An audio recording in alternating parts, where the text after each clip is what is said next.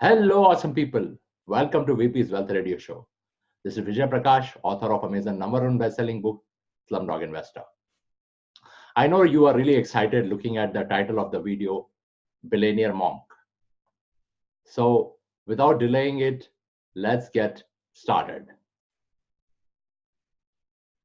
This billionaire monk's name is Manoj Bhargav, and he is the person of Indian origin, and he is called Billionaire Monk. Now, he has created a product called as a 5-hour energy. Millions of bottles are selling across the world, and which fetched him $1 billion. His net worth is estimated at somewhere close to 4 billion. Okay, and the best part about him is I'm really fan of him. I'm really fan of his work, and as we progress, you will get to know why. And he pledged in 2015 that 99% of his wealth is going towards the philanthropic activity. And he's not waiting for that. He has already kind of created an innovation center, and this is where he is solving the big problems across the world: the problem of the electricity, the problem of fresh drinking water, the problem of the manure, improving the yield of the crop. So what I want you to do is, there are two documentary which is made by him, which is called Billions in Change Part 1 and Part 2, and the link of that particular video is there in the description. You go and watch it. Some of the things what he has created, it is going to change the world, and it is going to astonish you, I can guarantee you. Okay, so our today's lesson we are going to take from none other than Manoj Bhargav. So 5 lessons we'll take from Manoj Bhargav. Let's get started. So first thing what he says is, as an entrepreneur, it is our responsibility to minimize the risk. What he says is, a lot of people say, take risk, take big risk. But what he says is, you have to minimize risk. If somebody comes to my company and he says, I want to take big risk, I tell him that go work somewhere else. He says, see, a lot of people say, use your heart, but what I say is, use your head, right? So as an entrepreneur, we have to minimize risk. We have to take calculated risk. And he says, if you have to really take a risk, then go to Las Vegas and gamble, right? So this is what is the first lesson he talks about. The second lesson what he says is, if you have some work to do in next 3-4 days, do maximum today. The idea is to do maximum today. He says, when people come to me for the with a project plan, and they ask me that, when do you want me to deliver? He says, my usual answer is today 3 p.m. So he says is a lot of things work based on the fashion. The fashion is, let's say there is a project planned for 6 months, and people go and wait for 5.5 months for a status update, and maybe they start working only in another 15 days. So I mean, this is where he talks about the third lesson. He says planning could be could delay.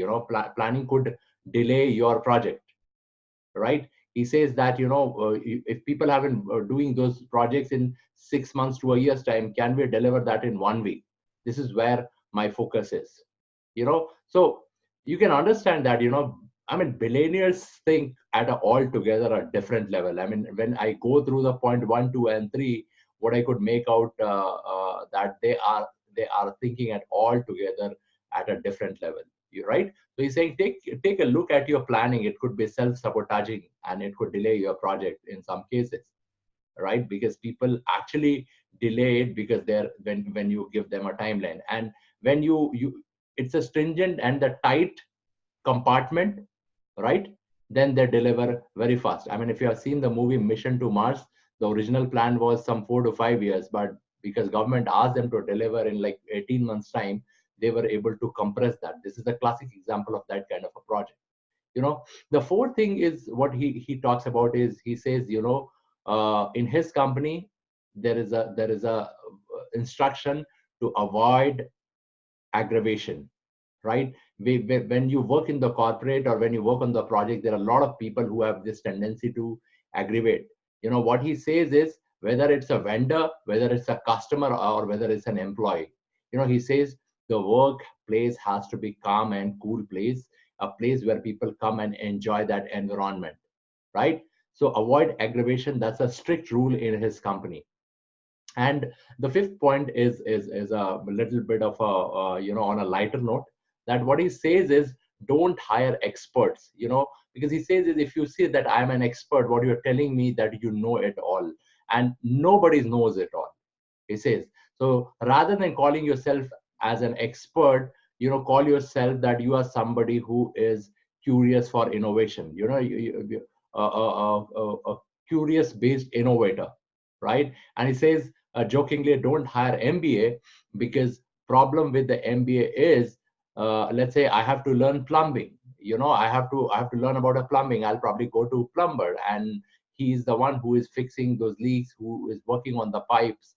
I don't want to go to people who give lecture on the pipe, research on the pipe, and hardly have any experience on the pipe, right? So what he says is, in the MBA colleges, they teach most of the things which are useless, some of the things which are harmful, and very few things which are useful. So he says that, when somebody is an MBA graduate, and when he comes out of MBA college and he thinks he knows something, I mean, he says, give me a break. You don't know anything, right? You got to come and learn from me, because you are not there in the field. And this is where he says, when MBA guy comes to work in my company, my first question to them is, how will you get over it? So again, it's exceptions are always there. On a lighter note, this is what he points out, right? So this is all his lessons. You may agree or disagree, right? So 5 lessons, I'll repeat again: minimize risk, do maximum today, think about the planning, it could delay your project, avoid aggravation, and don't hire expert and MBA. This is not what I say, this is what Manoj Bhargav says.